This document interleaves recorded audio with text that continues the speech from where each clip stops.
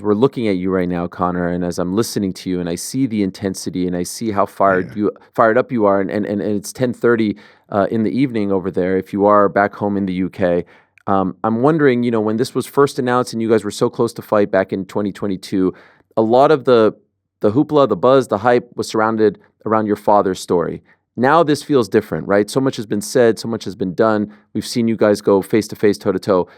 Can you expand on that? What's the difference this time around as far as the buildup is concerned, as opposed to back in October of 2022, when it just felt like, okay, it's the kids of two very famous fighters who once had a rivalry, they're going to be fighting. Now this feels completely different. Am I wrong?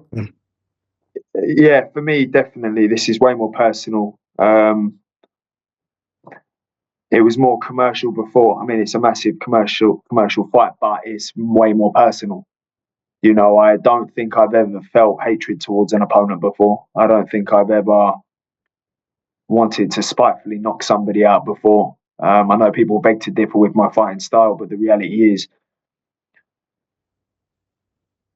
I've been through a lot, and I was going through a lot at the time. So for him to just then carry on the way he did, I took it personally, and I still take it very personally, So, to being on the brink of suicide, to coming through, to, having him come out with the remarks he was coming out with, which were lies, all of it's lies.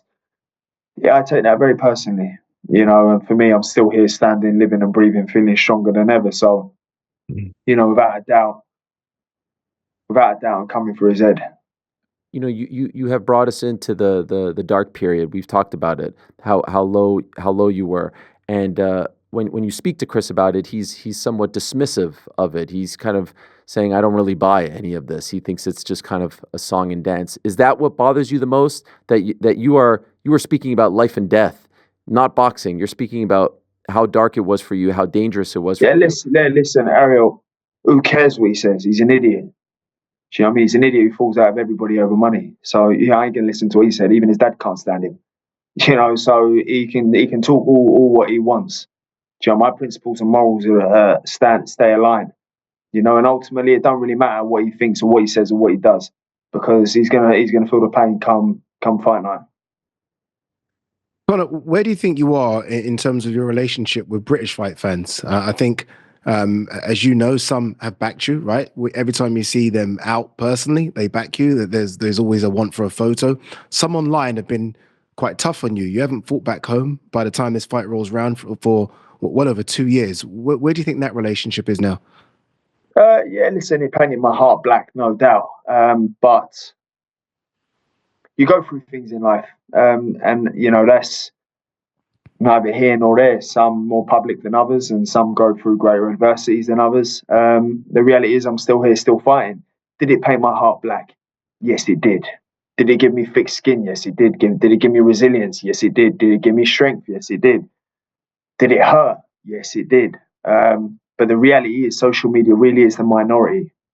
Yeah. And all these former GB fighters who weren't successful as pros, or former fighters that had a less, unfortunate career, or pundits who've never been in the ring. The reality is, I look in the mirror, I look at my life, I look around me. I would still rather be me than them any day of the week. Any day of the week, twice on Sundays, because my integrity holds more weight than their character or their title.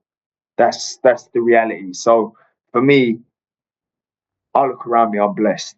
Do you know what I mean? I fought the case 3 times. I won the case 3 times. Do you know what I mean? I was resilient and I was strong in standing for what I believed in. And that's it, period. Forget what you say. You ain't been in my shoes. You ain't seen this. You ain't done that. There will always be something. People will always find an excuse for my success because I'm the Nepo kid. I never went that GB route. When some of these GB fighters ain't no good, they ain't good pros. Do you know what I mean? So, and that's the reality. I've turned over and people go, the Nepo kid, the kid who had all the advantages in the world. They'll always find an excuse for my success, when the reality is I've done this all myself. And it's just hard work. The fight this time round is so different, I think, from when it was first made. When it was first made, Obviously, look, you hadn't had those couple of fights at 154 pounds. We hadn't seen a bigger, stronger version of you. And since then, Chris Eubank Jr. has been stopped by Liam Smith. So both of you have been through quite a lot, I think, whether it be out the ring or inside the ring.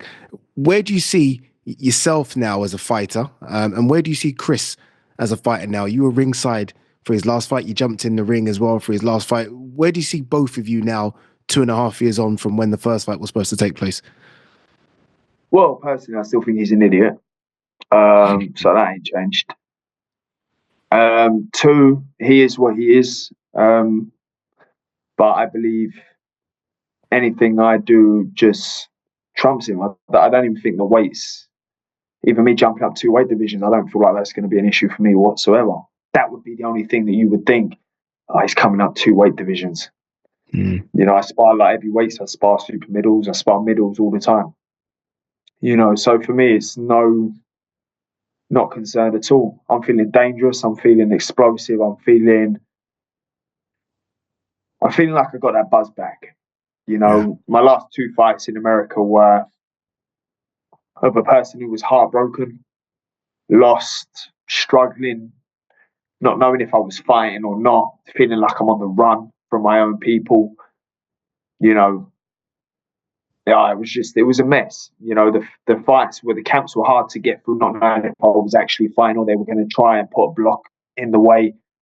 It was just a mess. So for me to manage all that as well as fight and not being motivated, I wasn't motivated at all. I mean, yeah, it was hard. So for me, I feel like I've got that buzz back and love back for fighting now that I can. Obviously very personal, and I always hear from fighters, you don't want to fight with emotion, right? You don't want to fight angry. You don't want to fight like you want to kill your opponent. You have to be measured. You have to be calm. Any concern on your end, you will be in the ring with him, and that emotion, everything you've been through over the last couple of years will take over, and you won't fight a measured fight. No, I always go in there to kill him. You know, like, yeah, you know, people go like strictly business. You know, if you're trying to take food out of my kid's mouth and you're trying to crush my dream, Right. how can you say that's not personal? I'm coming for your head. It's your kids, it ain't mine. I promise you that now. It's your kids, it ain't mine. God. And that's why, for me, I sit there and I go, yeah. If this was, you know, you're talking thousands of years ago, you're talking life and death. It's modern day gladiators. You know, so for me, when it comes down to it, I'm coming in there to kill. Because if it ain't you, it's me. And I can promise you now, it ain't me. And that's my mindset. So irrelevant of people that, you know, may think this fight, oh, you know, your emotions. I'm an emotional guy. You know, 1 minute I'm up here, 1 minute I'm down here. You know, so, you know, no doubt come fight night, I'll be raging.